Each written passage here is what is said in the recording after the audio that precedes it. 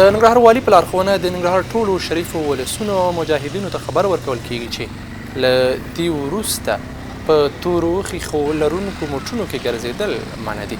په دې اړه نور تفصیل د ننګرهار د والي ویان قاري قاضم الله عادل په دې ویډیوي پیغام کې ورو. د ختیځ زون تنظیمه رئیس او د ننګرهار والي ملا محمد داود مزمل صاحب په لارښوونه له دې وروسته مجاهدین او عام خلک نشي کولی چې د تورو ښیښو لرونکو موټرونو کې وګرځي. ټول مجاهدین چې د کورولا، ټوډي او فیلډر موټرونو څخه ګټه اخلي مکلف دي چې د خپلو موټرونو ښیښې پاکې کړي.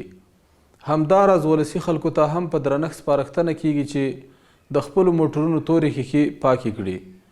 دا پرېکړه د خلکو ستونزو حل په موخه شوې ترڅو ولسي خلک په راحت او آرامه فضا کې خپلې ورځنۍ چارې پر مخ یوسي او د تورو ښیښو له امله ورته ستونزې رامنځته نشي.